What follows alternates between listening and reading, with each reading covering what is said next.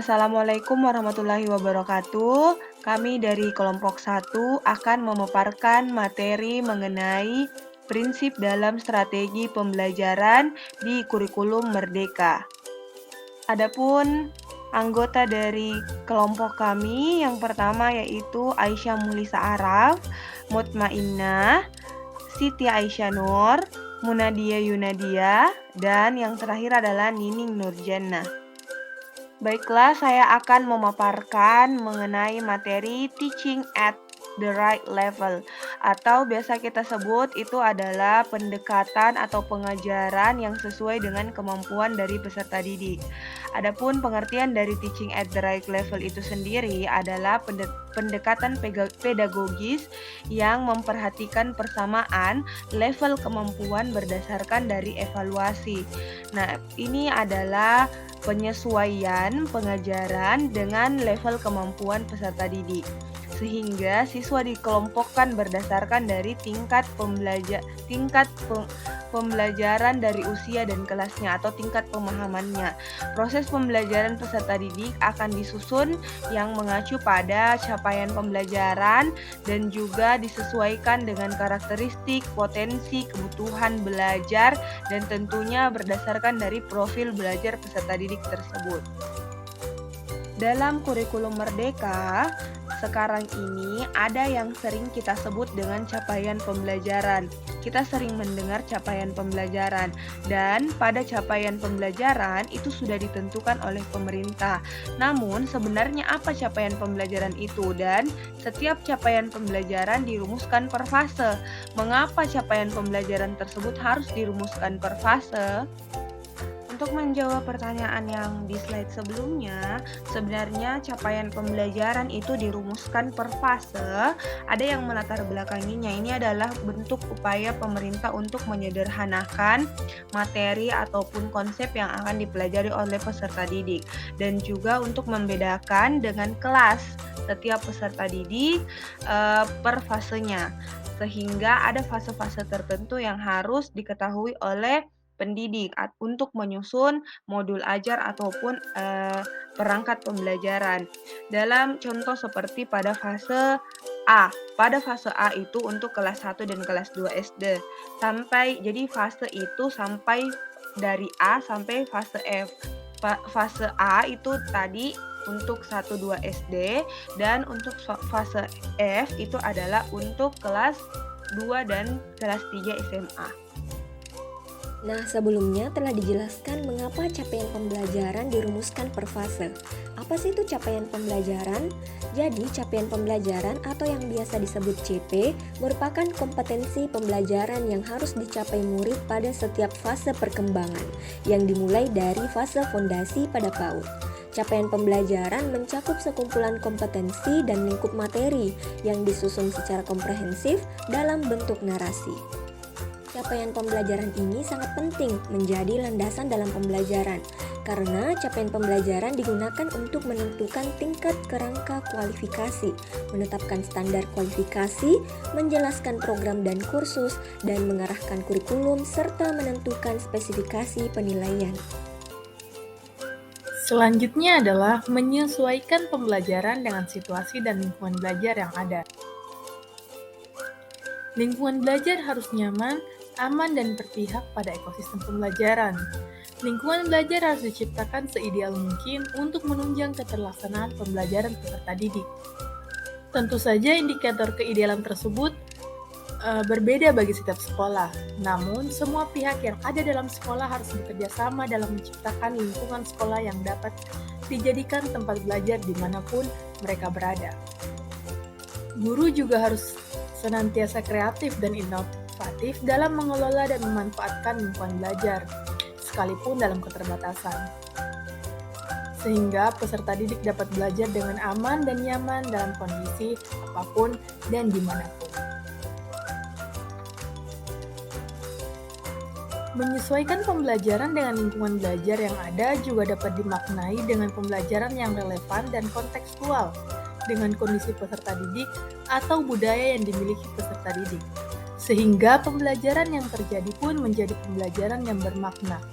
karena peserta didik merasa dekat dengan apa yang sedang mereka pelajari. Selanjutnya, capaian pembelajaran setiap fase. Apa itu capaian pembelajaran setiap fase? Capaian pembelajaran atau CP merupakan kompetensi pembelajaran yang harus dicapai murid pada setiap fase perkembangan, yang dimulai dari fase fondasi pada PAUD hingga menengah atas. Capaian pembelajaran mencakup sekumpulan kompetensi dan lingkup materi yang disusun secara komprehensif dalam bentuk narasi.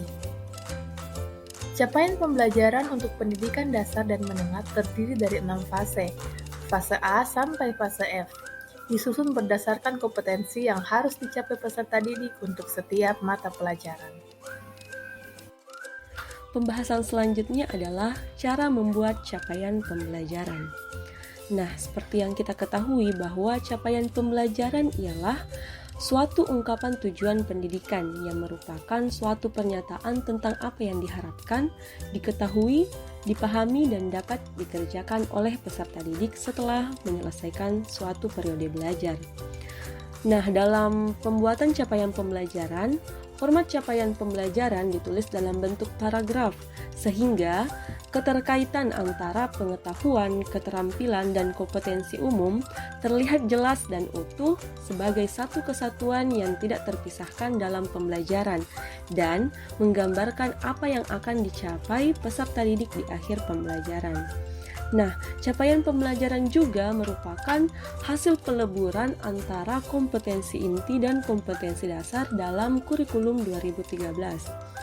Selanjutnya, capaian pembelajaran dirumuskan dalam bentuk fase-fase yang menyatakan target capaian untuk rentang waktu yang lebih panjang, bukan hanya per tahun. Dan yang terakhir, dalam pembuatan capaian pembelajaran, dokumen capaian pembelajaran terdapat 4 komponen. Di antaranya ada rasional mata pelajaran, tujuan mata pelajaran, karakteristik mata pelajaran, dan capaian pembelajaran di setiap fase. Selanjutnya, cara menggunakan capaian pembelajaran dengan prinsip pembelajaran. Yang pertama ada menciptakan lingkungan yang penuh perhatian, saling peduli, terbuka, dan nyaman untuk belajar. Yang kedua, tumbuhkan hubungan positif dan konsisten dengan anak-anak lain dan orang dewasa. Selanjutnya ada menciptakan kebiasaan saling menghargai di dalam ruang kelas, sehingga anak juga belajar untuk menghormati dan memahami perbedaan-perbedaan yang ada dan mampu menghargai kelebihan-kelebihan tiap orang. Selanjutnya, memberikan anak-anak kesempatan untuk bermain bersama, mengerjakan tugas dalam kelompok kecil, dan berbicara dengan teman-temannya ataupun orang dewasa. Melalui hal-hal tersebut, anak belajar bahwa kelebihan dan minatnya berpengaruh terhadap kelompoknya. Yang selanjutnya ada memberikan anak keleluasaan untuk belajar dengan berbagai cara, tetapi sediakan juga kegiatan yang terjadwal dan rutin. Selanjutnya, pendidik juga perlu menggunakan metode mengajar yang tepat. Menciptakan lingkungan yang tanggap akan kebutuhan anak dan merangsang kecerdasan. Selanjutnya ada gabungkan bermacam-macam pengalaman, material, dan strategi mengajar dalam menyusun kurikulum dan sesuai dengan pengalaman-pengalaman yang dipunyai anak sebelumnya, tingkat kematangan, gaya belajar, kebutuhan, dan minatnya. Selanjutnya, gabungkan bahasa dan budaya dari rumah anak dengan sekolah sehingga setiap anak dapat menyumbangkan keunikannya dan belajar untuk menghargai perbedaan yang ada. Selanjutnya, memberikan kesempatan anak untuk memilih dan membuat rencana untuk aktivitas belajar mereka agar mereka belajar berinisiatif dan ajukan pertanyaan dan komentar yang merangsang anak berpikir. memberikan perhatian dan dukungan dalam berbagai bentuk seperti pujian dan kedekatan fisik, misalnya membelai kepala anak, memeluk, dan lain-lain yang dapat menyentuh hati anak tersebut. Selanjutnya ada kesesuaian derajat, kesulitan dengan tingkat keterampilan dan pengetahuan anak agar anak menjadi percaya diri bila berhasil mengerjakan tugas-tugasnya. Dan selanjutnya ada kembangkan kemampuan anak untuk bertanggung jawab dan mengatur diri. Dan yang terakhir, susunlah kurikulum yang tepat dan buatlah evaluasi atas proses dan hasil belajar anak. Sekian dari presentasi kami. Mungkin itu yang sempat kami sampaikan pada kesempatan ini. Kurang lebihnya mohon dimaafkan. Wassalamualaikum warahmatullahi wabarakatuh.